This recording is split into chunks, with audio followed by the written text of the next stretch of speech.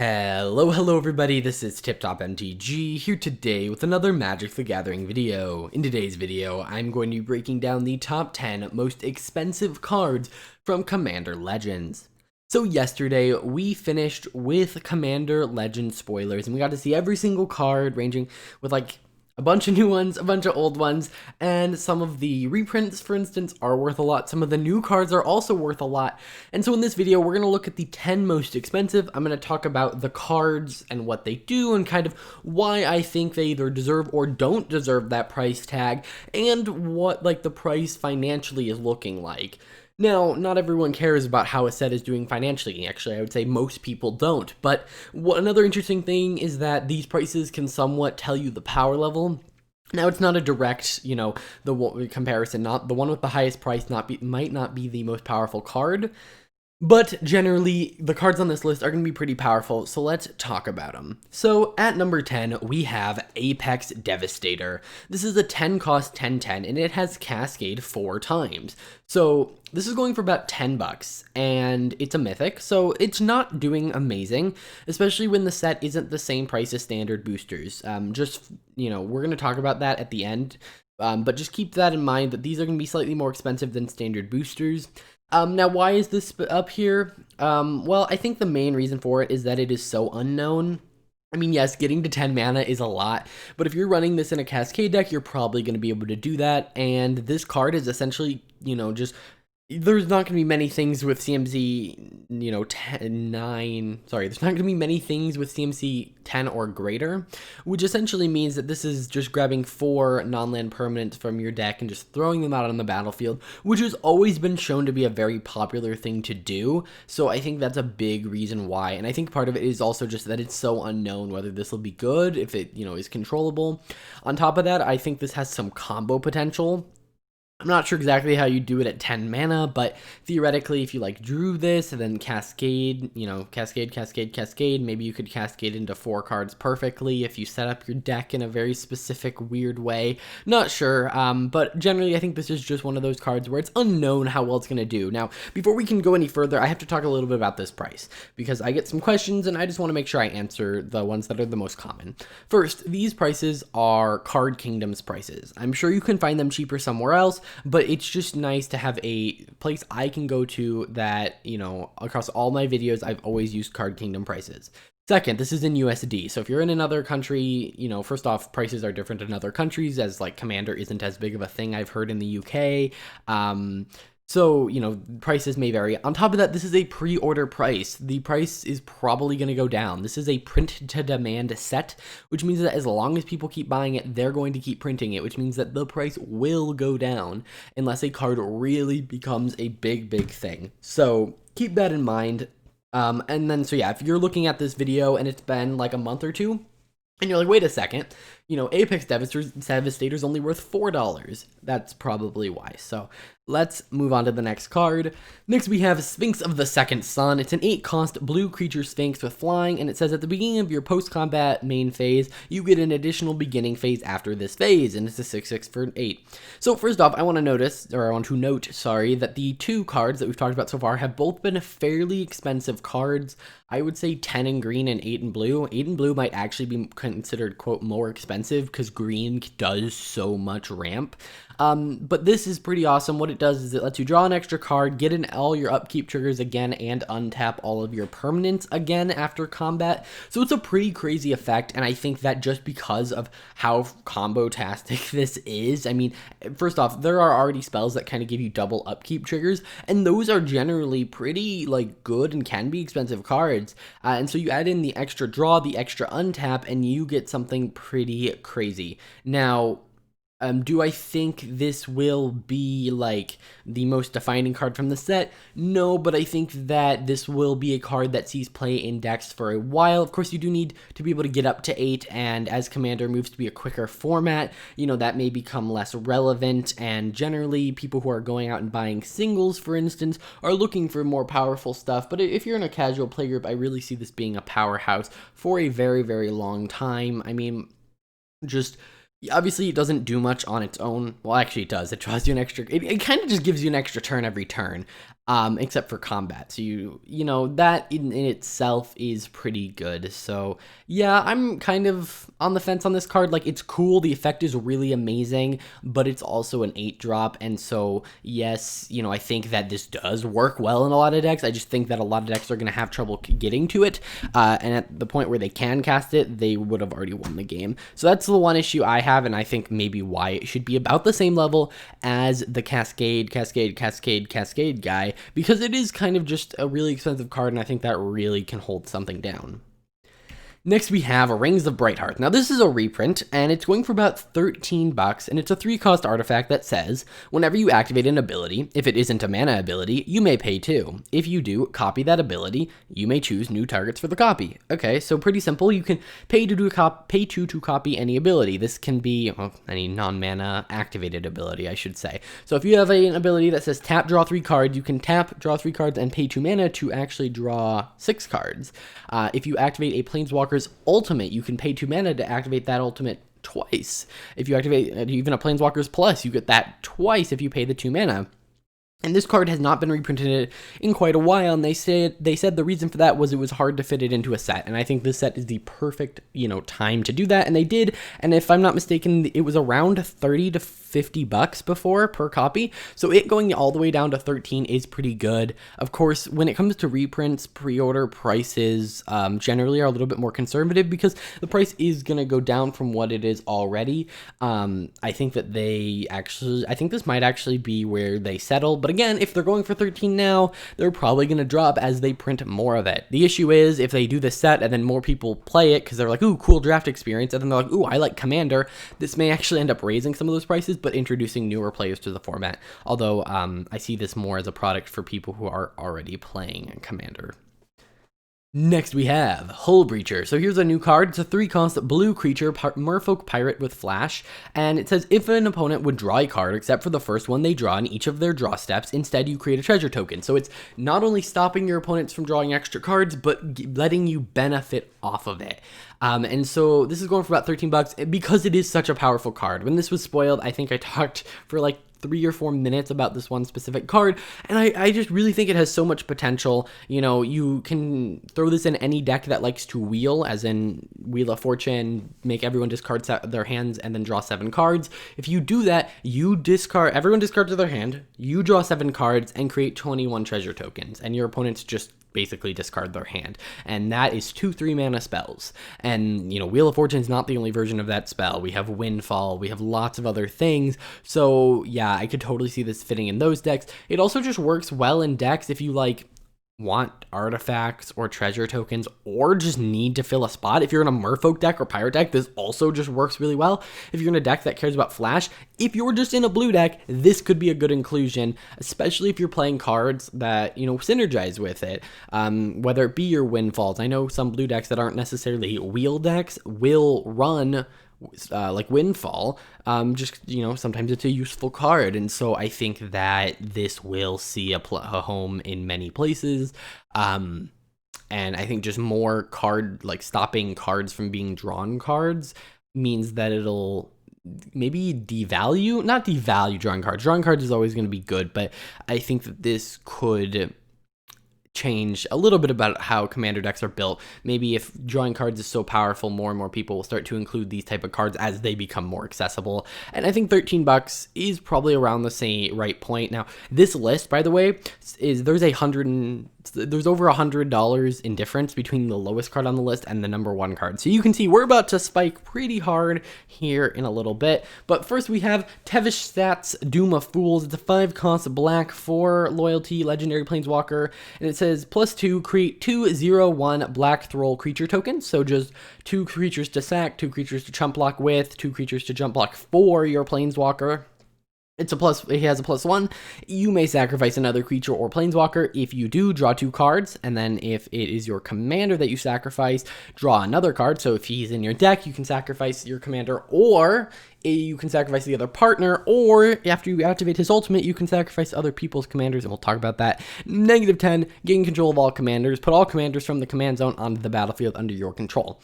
And then it can be your commander, and it has partners. So you can have, you know, another creature, and then you can sacrifice it, to Tevish and, you know, draw some cards, do some cool things. Now, why do I think this card is going for so much? I think it's mostly because it is a partner legendary planeswalker that doesn't have a bad ability. I mean, the +2 is really good. I mean, you throw that in a deck with sacrifice outlets, that could be generating 2 mana, that could be milling some cards, it can be just chump blocking, it can gain you life, it can be killing your opponent. So in a lot of decks, they're going to want that, even just if Tevish isn't their commander.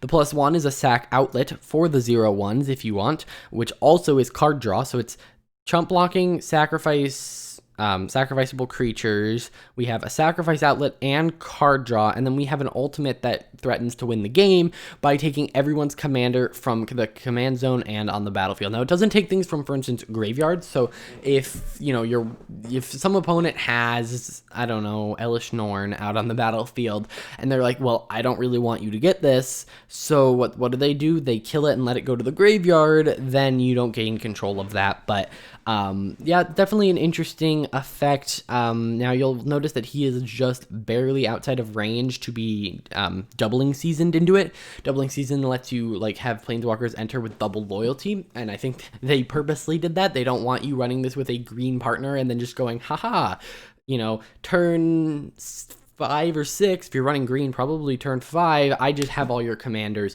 which gaining control of a commander can be pretty devastating, and I think that's why it justifies the $18 price tag. Planeswalkers also just generally get a higher pre-order price just because they are known to be some of the more powerful cards.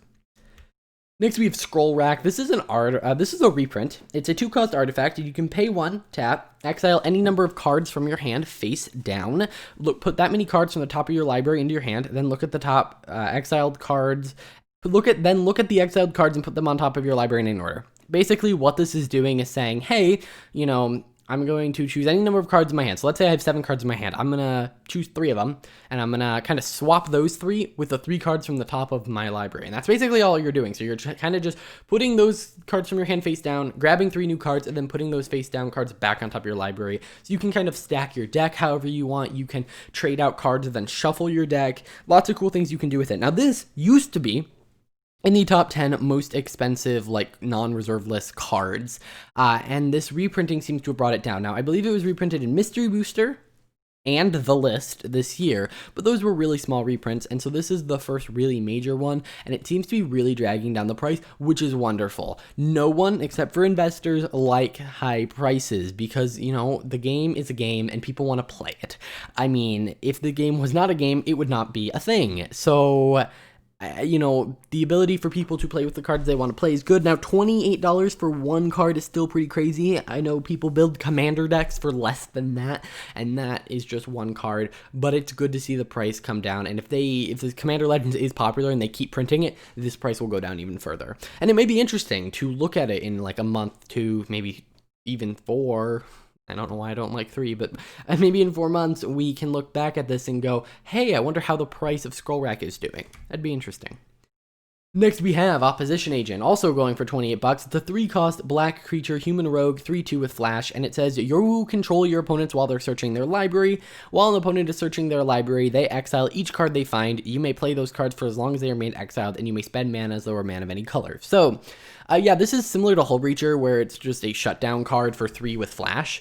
And I think this, again, goes in a lot of different decks. I think any black deck could justify running this because tutoring is such a big thing in Commander. Whether it be CEDH or just normal, like I have a fetch land, even if it's not a fancy fetch land, if it is a Field of the Dead, Field of Ruin, if it is Evolving Wild, Terramorphic Expanse, Fabled Passage, these are not as expensive as, for instance, the normal fetch lands, but Opposition Agent shuts them down. We also have things from recent standard sets, like the recent tutors we've had. We've had one in Zendikar, one in M21. You know, that means that casual playgroups have access to just go grab any card from their library, and so this card counters that. So it is such a powerful card, but I think it's more powerful in those more powerful groups that are running, you know, dual fetch lands and all of those fun cards. So Yeah, the fact that it not only just stops your opponent from searching, essentially, but if they do have to search, like if they're forced to search or if they forget this is on the board, you gain control of things. You can also make your opponent search. There are cards that do that. Honestly, would have loved to see a legendary version of this. I'm sure it would have been a little problematic, but there are a lot of fun cards that make your opponent search, and I wonder what you could do with this card with that. So yeah, I think this definitely justifies it. It is such a powerful card, but the issue is if it's 1 in 100 cards, and so, or I guess 1 out of 99 cards, and so the odds of you drawing it at that perfect time is low, but if you do manage to, it's pretty good. And again, similar to the other guy, you can, Hull Breacher, you can kind of throw this in any deck. Next, we have Vampiric Tutor. This is a reprint. It's a 1-cost instant, and it says search your library for a card, then shuffle your library and put that card on top. You lose 2 life. It's going for about $60. So this was about 70 to 80, if I recall correctly. And so it's actually not going down that much. And it's kind of interesting to see how Scroll Rack gets like its price put down like way low, and then Vampiric Tutor is still staying pretty high. And I think the reason for that is, I think, you know, Vampiric Tutor goes in almost any deck. Like, any deck that has black in it, yeah, Vampiric Tutor isn't going to be a bad card in it. Scroll Rack does need to go in the right type of deck. If you're not shuffling your library or caring about the top card of your library, you don't really want to run Scroll Rack. And that's kind of funny because Scroll Rack is colorless. It literally can go in any deck as long as the companion requirement doesn't stop it. So it's kind of interesting to see how this card is actually more universal because it just, you know, it's just get a card, you know, you need a board wipe, get it one. It's almost like you're putting a wild card in your deck. You just, you know, here's my wild card. I can, you know, get anything I need. Do I need a game winner? Go get it. Do I need more mana? Go get it. Do I need a board wipe? Do I need single removal? Do I need, I don't know, some piece of an infinite combo? This can act as all of that. And so I think that's why it is so expensive, sitting up at $60. And then at number 2, we have Mana Drain. It's a 2-cost blue instant, and it says counter target spell. At the beginning of your next main phase, add an amount of colorless equal to that spell's converted mana cost. So this is simply better than Counterspell. This was another card that was in the top 10 most expensive non-reserve list cards, and it's seeing a reprint. It went down to $75. I expect it to drop more. I hope it drops more. I hope it at least, and I would love for it to go lower, I hope it at least hits 50, because, you know, $50 for a piece of cardboard is insane, but this is such a powerful card. I mean, not only are you denying your opponent, you know, a card, and you're kind of going 1-for-1 with them. You're trading one of your cards for their cards, which isn't great in Commander because, you know, you have other opponents. The issue with this card, or I guess what makes this card so great, is that you're not actually going 1-for-1. This is a ramp spell in blue that just benefits off of murdering your opponent in spells. It'd be like if black had a 2-cost black spell that said destroy target creature, you add mana equal to its mana cost, you know, something along those lines. And yeah, because of that, it's a very powerful card. It needed a reprint, and I'm glad it got one. Obviously, like I said, Commander should be accessible. Now, do I think $75 is accessible? No. If they wanted to plummet the price, they should have printed it at rare. They don't want to plummet it, but they do want to drop it, or I guess drain some of that price. Yeah. So let's just move on to the final card, and I think you can all guess it. It's probably in the thumbnail. It is the background of this video. It is Jeweled Lotus. So this is a $120 0-cost artifact, and it says tap, sack it, add 3 mana of any color, spend this mana only to cast commanders. And when this was spoiled, it was a big deal. I mean, people were going insane, and I think some people still are, but I think, you know, when I did the video, I think it was going for about 150 or 160. Clearly, people have calmed down a little bit from it and realized, okay, you know, if you're playing more than like 3 colors, this really isn't that great because, you know, it's only adding mana of 1 color. It's still good. And like also, you know, it's not going to ruin casual because, you know, there are already cards out there that could ruin casual, but they don't because everything's self-regulating. And that's kind of the point I want to get to about this card, and I keep mentioning it, but I'm going to keep mentioning it. It is that Commander is self-regulating. If you want to be the person out there going, we need to ban this is too powerful, you need to look at CEDH. There are many, many, many, many, many things that need to be banned to, quote, balance the format. But that's not the point. People who play CEDH like that kind of play. They like powerful combos. And so, you know, saying that, oh yeah, this should not exist, I mean, just ignore it and you're gonna be fine. And if your group isn't playing with mana vaults and mana crypts, you are fine. And if your group is playing with mana vaults and mana crypts and you don't like this card, I would say mana vault and mana crypt may be more powerful cards than this. So keep that in mind. Now, I want to talk a little bit about the price of a pack, because I've seen some confusion. I've seen some people think these are $4 packs, so yay, you get guaranteed foil in each pack, a rare or mythic, and then 2 legends, which can be rare or mythic. No, they are not $4 packs, but they're also not $15 packs like Double Masters. So how much are they? Well, here are 3 different listings. So we have one on Amazon for $121 for 24 packs. By the way, these are all for 24 packs. $140 from Card Kingdom, or $132.45 from Burning Tree Gaming from TCG Player. So, on Amazon, it's about $5 per pack. So a little bit more than $1 per pack, because it's like $5 and something cents per pack. And so individually, I expect them to be around $6 to $7, around the same price as Modern Horizons. So yeah, I expect that will be the price. Now, of course, collector boosters are a whole different animal. I'm not even going to talk about those here because they are very, very different. But yeah, those are going to be about the price. So think about it. If a standard set came out with all of these cards and then, we're charged $1 more for it, it wouldn't look that bad. I mean, looking back at previous, standard sets, I mean, $10 is generally, $8 to $10 is generally the lowest card on the list. And that matches here, but also normally we don't have $120 cards. So yeah, I think that this is a pretty good set. It's about average. I mean, it's not going to be as profitable, quote unquote, as a Double Masters would be, but I do not think it is any economic fail for people who are looking for that. There are also some rares that are worth a bunch. For instance, Hull Breacher and Opposition Agent, the 2 shutdown cards. Alrighty guys, that's going to do it for this video. I want to know all your guys' thoughts on Commander Legend in the comments down below. Hit the subscribe button to see all sorts of awesome content related to Commander Legends and Kaladesh Remastered, which is also coming out very soon. And of course, all Magic the Gathering content. And like this video if you enjoyed it. I will see you in the next one.